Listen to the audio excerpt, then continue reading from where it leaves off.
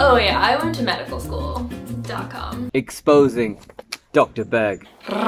Firstly, to give you a bit of context behind why I'm making this video, around a year ago I made a video exposing Dr. Berg.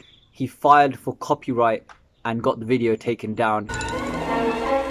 In a stunning turn of events, a superhero is being sued for someone who apparently didn't want to be. The plaintiff, Oliver Sansweet. Mr. Sansweet didn't ask to be Mr. Sansweet didn't want to be and the injury received from Mr. Incredible's actions, so-called, causes him daily pain.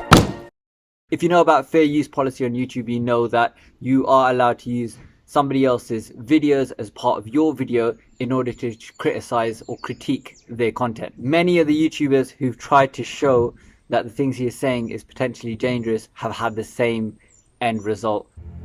Close the door. Get over here now. So why is Dr. Berg so opposed to any critique of his content? The first point is probably given away in the title. He's not a doctor.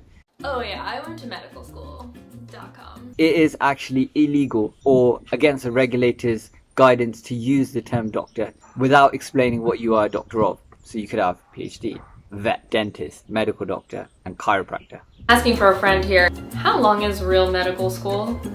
Well, my medical school and training took 8 years. Oh my god, that is so long. Ooh, I think I should just stick to being a fake doctor.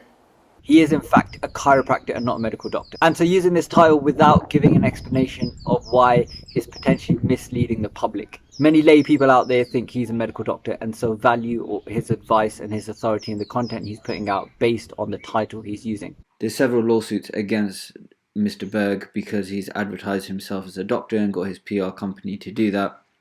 And obviously, clearly he's not. And this self-promotion or false self-promotion, as they've deemed it, is unlawful. Common tactic that's used by marketers where they use the concept of authority, giving themselves a title, wearing smart clothes. Now you're probably thinking, wait a minute, he's helped me lose weight, he's helped me improve X, Y, and Z, so you're going to give this video a thumbs down. And I understand, because someone has a lot of social proof, which he is, having millions of subscribers and views to his channel, it does not mean that you're right. The best example I give to illustrate this is Hitler. It's a terrible example.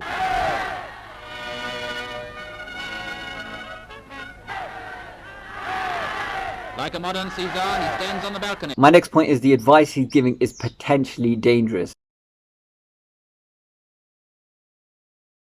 Now he's given advice about diabetes, he's given advice about every medical condition that you can keyword research for. Though it is true that in type 2 diabetes, people usually have a period of time where they have pre-diabetes, where they have decreased glucose tolerance and increased insulin production. It is actually not insulin which is causing these complications of type 2 diabetes. This is not really correct. Insulin is usually used as a last resort in type 2 diabetes. So again, Eric Berg, I think you're misunderstanding the concepts a little bit here. It would actually decrease the amount of insulin if, as your theory goes, that the insulin is causing the damage. What you're explaining here, that we're producing even more insulin, that would be a detrimental. I think it goes without saying, this is like bad advice. Like, don't listen, it's stupid, it's a joke. Don't take it seriously, please, for the love of God. Now, what if you've lost weight with Dr. Berg? Hi, I'm Mr. Berg and I give free advice online in order to get you to buy my supplement. America is gorging itself on processed food, creating an obesity epidemic. We've abandoned natural foods for chemicals, additives, and refined sugars. For more, go to our website. Once you lose weight with this generic advice that I'm not qualified to give, you will help me build my YouTube channel so I can make more money out of more innocent people.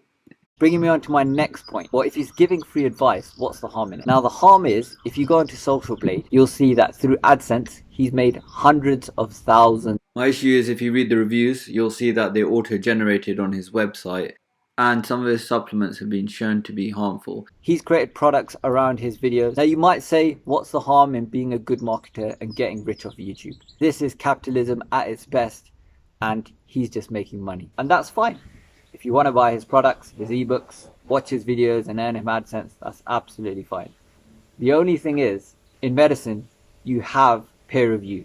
You have other people within your profession or subject experts who are allowed to critique you on the types of stuff you're putting out. Hi. Oh, god damn it! You made it just in time! Where's my doctor? Oh, that guy? No, he's out sick. I'm filling in today. I'm Dr. Esteban de Best. But Sit down, come on. Are you even a doctor? Of course I'm a doctor. I'm the best doctor. Look at the hip bone connected to the knee bone connected to the... What's that, the ankle? Anyway, doesn't matter. Now, are you a Dr. Berg fan? Do you disagree with me completely? Leave a comment in the comment box below and let me know what you think. Now, what do I want out of this video? I'm trying to get an open debate recorded live on YouTube with Dr. Berg. I want to show the public that these health gurus out there are potentially misleading people. And I want to refer you to the ones who are doing a great job.